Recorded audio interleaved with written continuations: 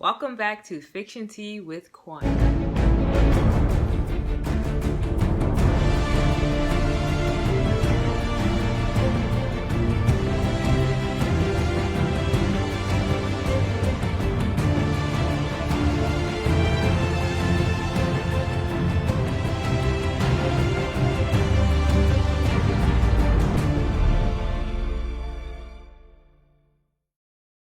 So we are now on season 7, The White Devil. We're in the year June 26, 1964, a day before the apocalypse, and it's one more episode after this, so I'm excited. So in the opening scene of episode 7, we have Adam being the narrator again, and he's talking, and then it cuts to the scene of, we see Hannah sneak and take Jonas's time machine, and you know what that means. That means she's going to another time zone. Then we move over to the scene of Claudia, who is dead. The old Claudia is dead, sprawled out.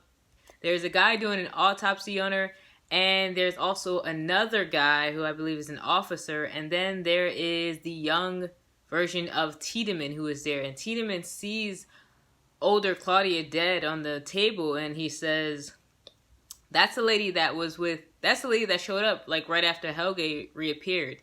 And the police guy is like, question Helge, see if Helge knows anything about Claudia, and he goes and he does that. But before he does that, the examiner guy, he actually says she was exposed to some sort of radiation. Takes some sort of machine and just sways it against her body, and it makes this noise. It's like, okay, she was exposed to some sort of radiation, so I know that is important. I don't know how yet. Next, we have Claudia, who is actually in her office, and she's so just in her office. One of her workers comes in and tells her, yeah, you've been in here all night? And she's like, oh my God, I lost track of time. And she looks at the newspaper and sees that some officers died, and she panics and thinks, maybe it's her dad, maybe it's older Tiedemann, so she dips. And then it goes to the scene where Charlotte is talking to her husband. She explains to him about what Noah said, how the apocalypse, everybody's gonna die except for the people who were in the bunker. And she tells her husband, my mother's alive. She's out there. Dun dun dun. There's this investigator who's been investigating the whole entire town, who I've not really mentioned that much in my reviews. But yeah, he's been investigating the town, and he finds out about this guy named Alexander. He's up with this guy, and he wants to see what's up. And then he realizes, okay, you're committing some sort of identity theft because you're not my brother. There's no way I know for a fact that you're not my brother. My brother disappeared. We don't know what happened to him, but you're not him. And he locks this guy up for identity theft, this Alexander Kohler. So I know this guy plays some sort of importance too. I just don't know what yet, but I definitely had to throw that in there. Arrives at Helge and the woman who is taking care of him. It's home. And Tiedemann asks Helge, shows him a picture of dead old Claudia, and future Claudia, we'll say. He shows her a picture of future Claudia, and he asks him, do you know this woman? And Helge simply says, the White Devil wants to kill us all. And he's like, well, she's dead. And he's like, no, she hasn't even started. So not only do we learn that the White Devil is a woman, we see young T, and he is petrified. Like, there's terror in his eyes when he looks at Helge, when Helge says that. He's scared. Jump to the scene of future older Jonas, who's in the house by himself, and knock, knock, knock on the door. Guess who it is? Martha comes in, and she's like, where's Hannah? I'm looking for Hannah. And he's like, oh, Hannah's not here, but how about a drink? Yeah, I'm just some creepy dude who's here at her house. You don't know who I am. I'll let you in. How about I just offer you a drink? Like, yeah. That was the worst thing to say. But they end up, Martha looks at him and is like, I think I'm experiencing deja vu right now. And he says something about a glitch in the Matrix. He says something else that she either said, I think something she said, and that triggers her, and she's like, how do you know that? And next thing you know, she's like, oh my God, Jonas? In that scene, she looked very washed out and almost pale in that scene, whereas Jonas looked very greasy and old. I thought that was really interesting. the look that they gave them for that specific scene. Tiedemann, as he is getting his chemotherapy, he starts telling Claudia, he starts explaining to Claudia, like, okay, remember that movie about people going back into the future? Like, that's a real thing. Like, it's real. He starts explaining to her what's going on. He starts talking about everything that happened. And, you know, Claudia doesn't say anything, but she's sitting there with, like, the, you know, I know. I already know. And let's not forget about, Hannah. Then it gets to the scene where Hannah shows up in the year where Auric is in the psych ward, but it's not the older year of him in the psych. It's not when he was old man. It's a little bit earlier. She tells young Tiedemann, like, oh, hello, I'm Katharina Nilsson. And I'm just like, this psycho chick. Goes to the scene where Katharina just barges up in Hannah's house. She's actually knocking on the door. And as she knocking on the door, Jonas is like, don't answer, like, don't answer the door. And she just barged right in with her axe. And I'm just like, yes, she going easy. And she busts up in there and she's like, you know, grabs her daughter and she's like, do you know who this guy is? And she explains to her daughter, dropping the big bombshell, poop, that is your nephew and you're his aunt. And it's just like, talk about incest. No. Awkward. Katharina tells Jonas, keep your filthy little hands off of her, and they dip out. I just thought that was so funny because, like, he really looks filthy and greasy. He kind of looks like a homeless guy. So we jump back to the investigator guy who, like I said, he locked up the Alexander guy. He starts questioning him, saying, like I mentioned before, you're not my brother. Who are you, basically? It raises that question of who this guy really is, who he is, because we really don't know. He's posing to be that woman Regina's husband, but he has a different name, and the guy's trying to figure out what's going on with that.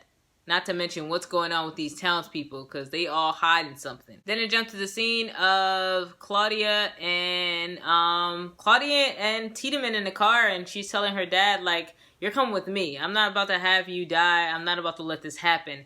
And she explains to him, well, he explains to her about, he tells her about Auric. And then that starts to worry her, and she's like, okay, you're coming with me. So they head to her house. Well, they head to Tiedemann's house to go get it. The next scene to me is when it started to get cray-cray. Like, it started to get crazy. So the next scene is where the kids are sitting down. We have Elizabeth, Francesca, learned her name, and Magnus, who is sitting down with Charlotte and her husband, and they're asking the kids, what time did y'all travel to? Francesca is like, what time did we travel to? So y'all knew about this, and y'all didn't say anything. Y'all didn't tell us about it. Y'all just had us in the dark. They were basically gone for days while their kids were at home, and they weren't even taking care of them. And they're like, why didn't you tell us this? Why? She's just upset. Magnus gets a call from Martha, and she's telling him, like, yeah, Jonas is alive. Future Jonas, he's just older. Jonas is alive. He's here. He's just a lot older, a lot greasier. He hangs up the phone. He tells Francesca and everyone else. And then Francesca just snaps on them. And it's like, y'all knew this the entire time? And she starts just airing out their dirty laundry, like, while her parents are just sitting there with that dumbfounded look on their face. That was, like, one of the best parts so far, as I was watching. And I was like, oh, it's about to go hard after this. Like, after this scene, everything just started getting leveling up and getting crazy after that. But yeah, Francesca snapped on them. She's like, not only did you not tell us about the time machine, you didn't tell us that Jonas was here, you didn't tell us what was really going on, you had us in the dark the entire time, and you try to act like we don't know that dad out here creeping with this trans woman. And I'm just like, ooh, she's just airing out all the dirty laundry. This just turned into a soap drama. And I'm just sitting back like, this is good. This is good stuff. Then it ends up cutting to the scene where it ends up getting to the scene where Hannah finally gets to talk with Auric. And this chick went all the way to a different time zone just to ask Auric, who would you choose, me or Katharina? And I'm just like, no, she is pathetic. She is pathetic that she even did all this. You go all the way to a different time zone just to ask this question because you're bitter about the fact that he really wants to go back to his family. Sure, he cheated on his wife too, and he played you, yeah. But like, just the bitterness that she was holding on to, I'm just like, I cannot believe this. She is ridiculous. And she ends up playing him. In the end, he tells her anything. He's like, get me the heck out of here. Yes, I love you. I love you. I would choose you. I love you. And, obviously it's like he's lying so he can get out. He wants her to get out because he's like, help me, get me out of here. And she just looks at him like, nope. Satisfaction. I feel good because you're stuck in here and I'm going to go start a new life. And ha ha ha. And I'm just like, petty? Ooh, she petty. She is so petty. It lets you know that a woman's scorn is bad. However that saying goes with like, don't mess with a woman when she's scorned, and like she definitely did that on him. And I was like, damn, you're Auric. You may never see the light of day, Auric. That is sad. Find out from Tiedemann that the nuclear plant power is connected to the time machine because it jumps to the scene of Claudia and Tiedemann. Now they're at Tiedemann's house and she's telling him, get your stuff so we can go. We gotta get out of here. Hurry up. Let's go. Says, actually, no, there's something in those caves. I'm gonna call the police and I'm gonna tell them to go search the caves. Claudia freaks out and she's like, no, you can't go to the caves and there's nothing in those caves. You just need to relax. And he's just like, you know about what's really going on. And pause. Think about the time where Claudia went to the caves and there were like those yellow tubes. I don't know if they were radioactive tubes. And they were all stacked up. So she know it's about to be the end. So she tells him like, no, you need to stop. And Tiedemann's like, oh my God, you haven't changed. I thought he thought that she changed, but he's like, you haven't changed, you're selfish. And they kind of tussle back and forth with the phone. And guess what happens next? Tiedemann falls, hits his head on the table, and he's bleeding uncontrollably from his head. And I'm just like, what? What? Claudia, you had one job. How the heck are you the one that winds up killing your own freaking father? Like, how, Sway? How? How, Sway? I'm just like, all right, yo, this is crazy. You effed up big time. Actually, she says before he dies, like the cycle will continue on no matter what. She's like, we gotta protect Regina. I just gotta protect Regina. And Tiedemann's final words are, you are the white devil. And she just leaves him there. And I'm just like, she didn't call the ambulance. She didn't call nobody to come get her poor dad on the floor bleeding. Like, she just dipped. I'm like, she could have at least had the decency for Tiedemann, for the respect of old head Tiedemann, to get somebody to come and get his body. Come on now.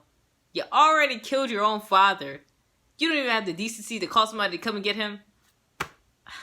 Messed up. One thing that I thought was really weird towards the ending was when they started playing Rory's God Whisper song. Now, I like that song, but I'm like, this song does not fit with what's going on. Why would they use the song? They were better off just using like a song without words. Just music without words like they did in the previous episode. I'm just like, this song just doesn't fit with this episode or this moment. If they were going to use a song, maybe it could have been Devil's Whisper. Or I would have just liked if they would have just stuck with kind of like similar to a song they used the prior episode without music, because I felt like it just didn't match up with the scene. I was just like, why would they use this song? So in the end, Claudia heads home and guess who shows up? Jonah shows up in Claudia's house and she's like, whoa, who are you? How'd you get the kids in my house? She's holding a pan. And he's like, don't you remember? Well, he didn't say don't you remember. He's like, she gave it to me, meaning older Claudia gave it to him. And he explains to her like, yeah, I know what you did and we might could fix it. So let's go. Follow me. And she's like, where we're going? He's like, to the future. He's like, we're going to the future. You know how they did like that final moment before it went off? They try to make it like really intense. And that was the end. So this was a good episode. Final episode coming tomorrow. And I am super excited about this final episode. And I just want to see what's going to happen in this last 50 minutes. And I also heard that there's a season 3. So you know they're going to give us something, but they're not going to give us everything. So tell me your thoughts about this video. Tell me your thoughts about this episode. Comment below and let me know your thoughts about this episode. And I will see you all next time. Also, don't forget, you know I had to put the plug in for my book. My Reign series book is on sale. Hit the link below in the box to support me so that I can write more books and create more stories. So this is, if you like anonymous stories like Dark, you will really enjoy this story. So hit that link below. Have a nice day. Peace.